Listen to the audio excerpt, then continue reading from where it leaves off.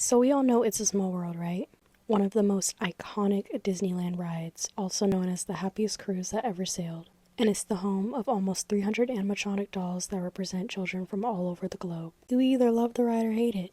But we gotta discuss some things. Have you ever noticed how the Africa section of the ride is mainly filled with animals? And it doesn't have much cultural theming compared to some of the other continents. So here's a map illustration of the ride route, courtesy of DisneyAdulting.com. So as you can see, Africa is kind of in the middle section of the ride, and it's one of the small sections of the ride.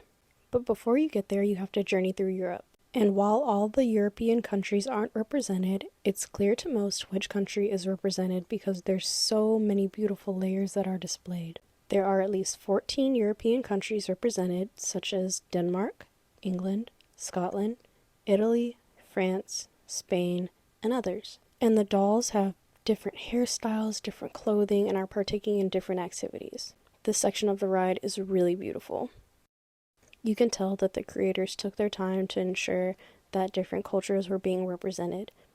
The colors pop out at you, and I love how Disney eventually included some Disney characters. Like, for example, you can see Cinderella, you're able to see Alice, I'm pretty sure Pinocchio's in there somewhere, and they're not just placed in the European part, they're placed all over the ride. Now, I want to talk about Africa. So in the Africa section, there are more animals than there are dolls. And the dolls have the same sort of afro-like hairstyle.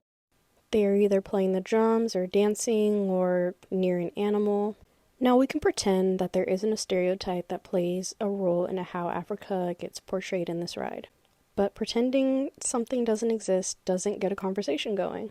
And I personally believe that this underwhelming section of the ride plays into the Africa is a country mindset, when in fact Africa is a continent.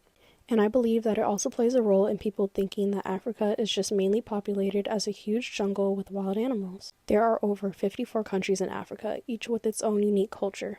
I hope Disney adds more culture and less jungle into this specific section of the ride because Africa isn't just one big animal wildlife reserve. And there's other parts of the ride that are kind of, like the Native American section mixed with the American cowboy section is, but yeah, I'll save that for another time.